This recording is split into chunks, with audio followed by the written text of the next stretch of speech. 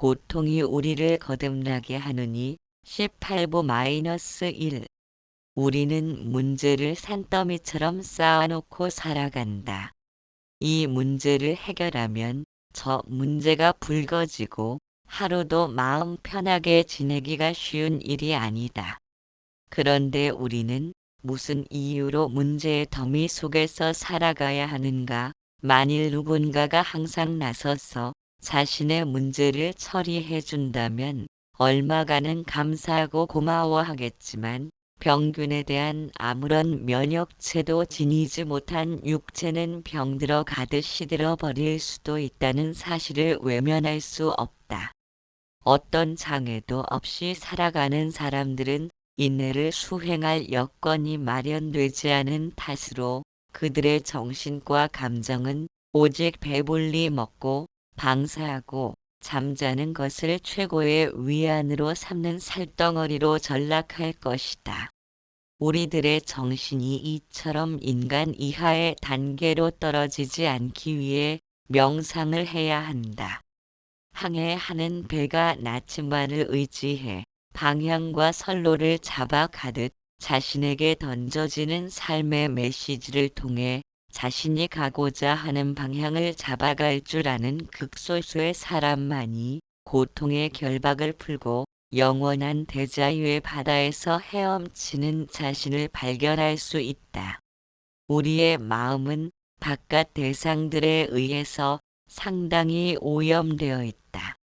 이런 것은 갖고 싶고 저런 것은 내게 주어지지 않았으면 하는 바람을 지닌다 해도 쉽사리 이룰 수 있는 문제는 아니다. 그런 탓으로 마음은 항상 갈등에 쌓여 있다. 삶이란 자신이 원하지 않는 일들의 연속이고 모처럼 자신이 원하던 일을 접한다 해도 그 순간은 그리 오래 지속되질 못한다. 평생 동안 자신의 욕구를 채우기 위해 버둥거리다 목숨을 마치는 사람들이 대부분이다. 마음을 그토록 무수히 사용하면서도 마음의 속성을 알지 못한 채 마음의 덜미 잡혀 생을 거품처럼 날려버리기 일쑤이다. 마음이란 우리가 알아차리기 힘든 부분을 지녔기 때문일 것이다. 마음의 속성과 성향에 대해서 진지하게 성찰해가는 과정이 명상이며 그럼으로써 오로지 편파적으로 틀 잡힌 자아 중심적인 사고에서 벗어나는 것이다. 올바른 삶이란 자신의 관심이 어느 만큼 타인을 향해 열려있는가를 말한다. 따라서 자신이 얼마큼 올바른 삶을 살았는가는 다른 사람이 내게 행하는 모습들에서 평가가 내려진다. 우리는 다른 사람이 내게 대하는 태도를 관찰함으로써 내가 그 사람에게 지금껏 행해왔던 행동의 전부를 알 수 있다. 이처럼 관계라는 거울을 통해 바라본 나는 어디에도 치우침 없는 올바른 판단을 내릴 수 있다. 마음은 좋고 싫은 것에 민감하게 반응한다. TV를 보아도 무의식적으로 자신이 선호하는 채널을 돌리고 있다. 자신에게 방향 잡힌 부분이 존재함을 의미한다. 어쩌면 그로 인해 삶의 문제가 끊이지 않고 발생하는지도 모른다. 그래서 삶은 고통의 바다라고 한다. 인간은 다른 생명체와 달리 정신적인 고통을 겪으면서 살기 때문에 그것을 해결하기 위해 여러 가지 각도로 살피는 정교한 마음의 발달로 인해 지구를 통째로 인간을 위한 터전으로 만들 수 있었다. 따라서 고통을 무조건 회피할 것이 아니라 자신에게 주어진 고통에 대한 문제를 직접적으로 마주대함으로써 이해해야 한다. 산삼이 되는 것은 주변 흙에 양분이 없을 때 살아남기 위한 몸부림이 강렬할수록 더욱 값진 산삼이 될 수 있다. 씨앗을 땅에 묻어놓으면 거칠고 단단한 땅에서 um이 될 때의 고통은 말할 수 없이 힘들겠지만 그러한 고통은 결국 무르익은 성숙함으로 보답할 것이다. 그렇게 고통이란 살아있음의 대가로 치러야 할 자연스러운 것으로 바라볼 수 있을 때 고통이 선사하는 의미는 대단히 중요하다는 것을 이해할 수 있다. 그러므로 명상이란 고통을 받아들이는 것부터 시작되어야 한다. 전기 표준은 과전류가 흐르면 자신이 먼저 끊어져 전기용품이 망가지는 것을 방지한다. 예를 들어 위장이 약한 사람은 알코올 중독에 걸리지 못한다. 알코올을 받아들이는데 아무런 장애가 없는 사람들은 서서히 알코올에 의해서 몸이 멍들기 시작한다. 육체의 통증은 몸 전체가 그 문제에 관심을 쏟게 만들어 더 큰 피해를 방지하는 보호 시스템의 역할을 수행하고 있다. 이처럼 육체의 통증이란 육신이 망가지는 보호 역할을 하고 있다. 마찬가지로 정신적인 고통은 더 큰 문제로 번지지 않도록 하기 위한 방어막 역할을 하고 있다는 사실을 이해한다면 고통에 대한 피해 의식을 줄일 수 있다. 우리가 고통이 던지는 메시지를 살필 수 있다면 삶을 대하는 우리의 태도가 바뀔 것이다. 고통이 생겨나는 것은 보이고 들리는 생각을 틀에 잡으려는 관리자가 존재하기 때문이다. 만일 관리자가 없다면 주는 대로 받고 삶이 인도하는 대로 가면 되므로 살아감에 있어 문제될 일은 없을 것이다. 그러나 눈을 찌를 것 같은 위협이 닥치면 눈은 저절로 깜빡거린다. 그처럼 틀에 잡힌 마음은 한 생뿐 아니라 여러 생에 걸쳐 진화되고 발전되어 온 것이다. 그렇게 그 마음을 따라 생활 습관과 주변 환경을 조성하고 있다. 이치로는 세상의 본질이 무아와 무상으로 건립되었기에 실체 없음과 항상하지 않음을 아무리 귀가 닳도록 들어도 오랫동안 누적된 삶의 습기는 한꺼번에 지워지지 않는다.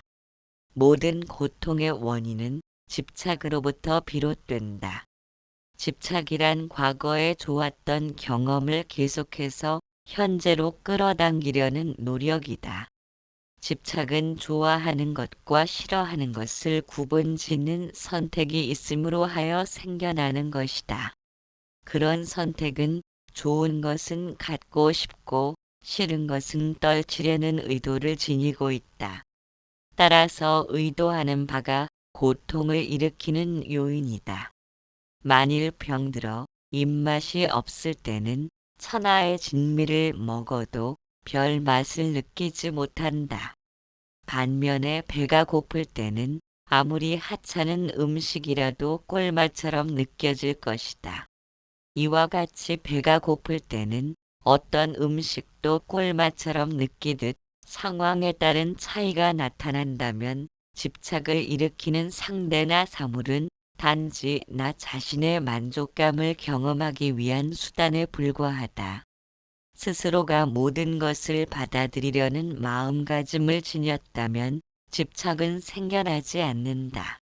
비록 자신이 선호하지 않는 것이라도 함께 하다 보면 나름대로 좋은 점도 발견할 수 있다. 의도하는 마음의 요구를 눈감아 버리고 차별 없는 평등함을 실천했을 때 마음은 점점 가라앉게 된다. 이처럼 자신이 준비되어 있다면 집착에서 자유로울 수 있고 그것은 번뇌 없는 마음의 평안을 약속한다. 우리는 땅과 같은 존재이다. 땅에 콩을 심으면 콩이 나고 팥을 심으면 팥이 나듯이 땅은 어떠한 차별도 두지 않는다. 신신명 서두에 이르길 지도문안 유혐간택 지도문안 유혐간택 지극한 도는 좋고 나쁜 것을 분별함을 꺼린다. 이라고 하였다. 명상이란 고통이 삶의 일부라는 것을 받아들이는 것이다. 그러나 이 사실을 받아들이든 받아들이지 못하든 인간이란 홀로 왔다, 홀로 가야 하므로 어쩔 수 없이 외로운 존재이다. 아무리 버둥거려도 외롭고 고통스런 삶을 피해갈 수 있는 인간은 없다. 그런 까닭에 우리는 두 가지 사실에 대해서 깊은 성찰이 있어야 한다. 첫째, 인간의 삶이란 덧없고 보잘것없다는 사실이다. 무엇 때문인가? 삼라만상은 무아와 무상으로 이루어졌기에 독립적인 객체가 없는 허상인 까닭이다. 그런 까닭에 이것과 저것이 모여 모습을 드러냈기에 때가 되면 모였다 흩어지고 사라지는 과정은 필연적이다. 우리들 마음도 원인이 있어서 결과로 나타나는 것이다. 원인이 없다면, 즉 바깥 사물의 대상이나 그것을 받아들이는 감각기관이 없다면 마음은 존재할 수가 없다. 이와 같이 원인이 주어져야 나타날 수 있는 것은 실체가 있는 것이 아니므로 그림자에 불과할 뿐이다. 그래서 마음은 사물의 그림자라고 한다. 육신은 지수화풍사대를 의지하여 나타난 것이라서 실체라 부를 만한 것이 없다. 또한 금이나 은, 구리, 철 같은 것들도 그 자체의 성질을 지니고 있는 것이 아니다.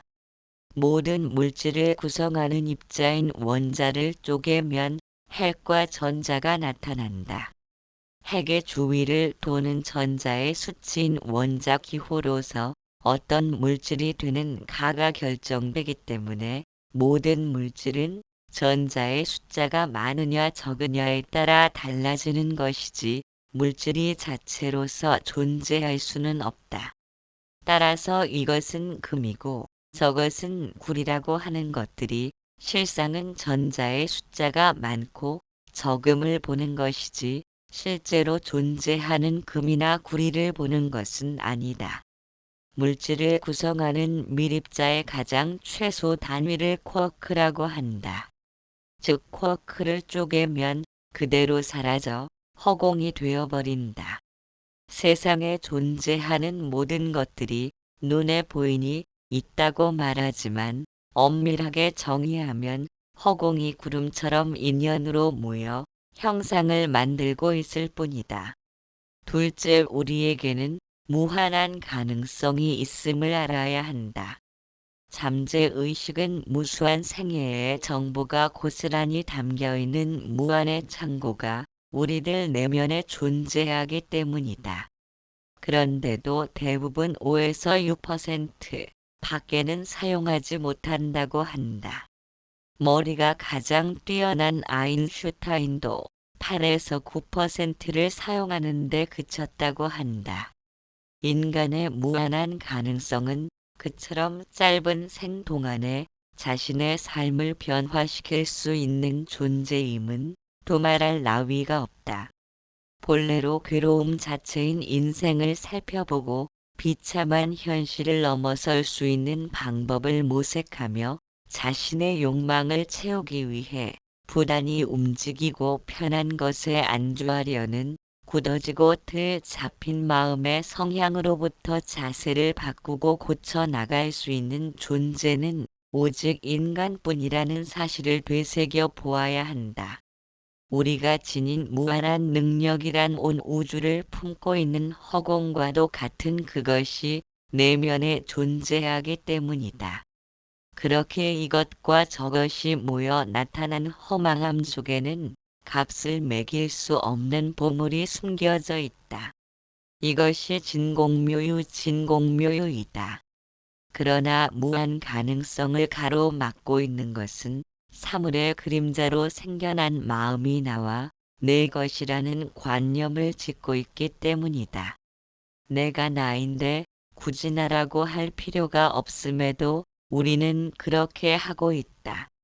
그것은 마치 이것이 나라고 내 손으로 나를 가리키고 있다는 것이다. 무언가를 가리키려면 그것 아닌 것으로 가리켜야 할 텐데 내 손으로 나를 가리킨다면 내 손으로 나를 붙잡으려는 것과 같아 이치에 맞는 일이 아니다. 그래서 아상이란 불필요하고 부적절한 관념일 뿐이다. 그와 같은 아상을 벗어던지면 개별적으로 존재하던 물방울이 바다로 들면 물방울은 사라지고 바다가 된다. 아상이 불필요한 물건임을 안 사람들은 어떤 것도 그것이 인연으로 모여 모습을 드러냈을 뿐 존재하는 실체라고 인정하지 않는 안목을 지녀야 한다. 이것과 저것이 둘처럼 보이지만 둘 아님을 아는 그것이 지혜의 안목을 열게 한다. 지혜로운 사람들은 모든 것이 공이라는 사실을 알기에 그들은 남을 도울 수 있으며 깨달음으로 가는 길을 영광스럽게 할 수 있다. 세상은 계속적인 흐름 속에 있기에 둥근 원을 돌아가듯 시작과 끝이 없음에도 우리는 시간을 직선상에 놓고 계산하기 때문에 많은 혼란과 갈등이 비롯되었다. 나보다 앞선 사람은 따라잡아야 하고 뒤처진 사람은 더욱 밟고 일어나야 한다는 경쟁 심리가 달라붙게 되었다.